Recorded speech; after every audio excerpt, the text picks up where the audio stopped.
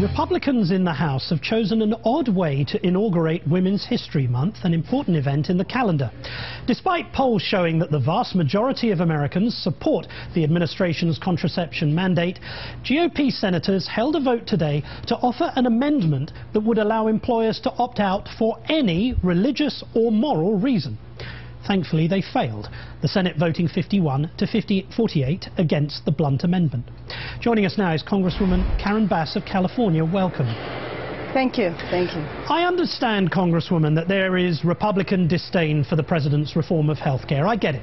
And it's a principled argument. But what I cannot understand is how Senator Blunt proposes an amendment such as he has when the vast majority of women, the vast majority of Catholic and Christian women, use contraception as part of their daily lives. Why would he seek an amendment that would deny women something that they've been using for decades? Well, you know, I just think it's incredible, and it is an irony that this is taking place during Women's Health Month. During Women's Month. These are issues that have been settled decades ago, and the idea that we're still talking about them, it makes the argument for why there needs to be more women in Congress. Out of 435 members of Congress, there's 72 women, and there certainly needs to be more in the Senate, and if there were, this bill wouldn't have even been brought up. But do you buy Mr. Blunt's argument, Senator Blunt's argument, that this is principally about conscience? It's nothing to do with health care. It's nothing to do with the right of a woman to choose how she looks after herself and what birth control method she uses?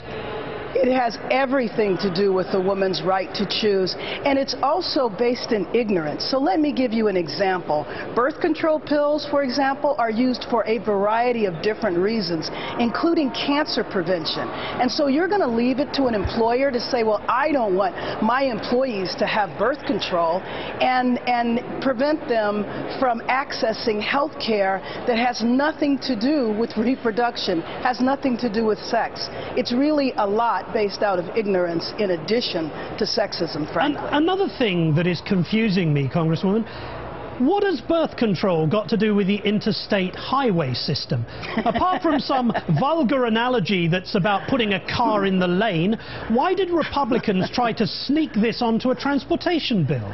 Well, I think that's been consistent. I mean, I've been here since last January, and we actually are much more used to it happening in the House, where they have attached their ideological agenda to everything under the sun. And women's health has been an absolute obsession since January of last year. So I couldn't even tell you how many times I've had to vote against family planning, birth control, reproductive rights, anything that has to do with women's health.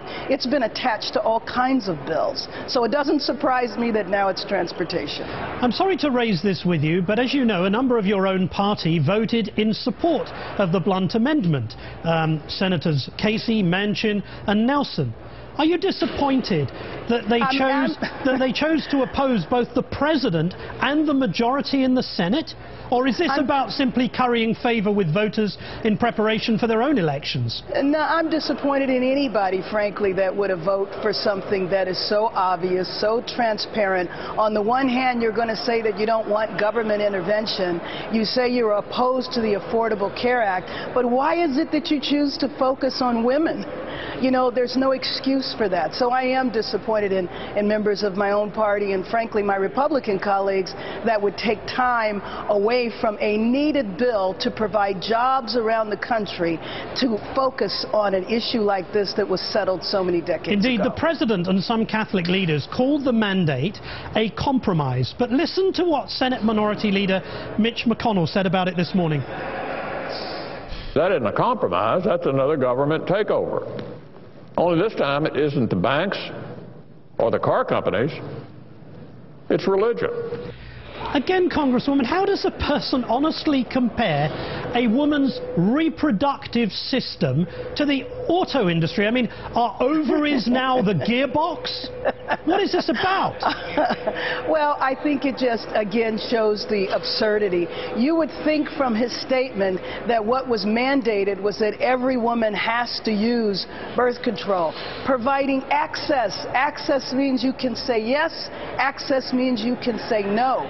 You know, why even bother going to medical school if now now we're going to have prescribed what doctors can and can't do in their offices. Indeed. Congresswoman Karen Bass, thank you so much for joining us this afternoon. Thanks for having me on. Next, the president hits the road in one of the many states Mitt Romney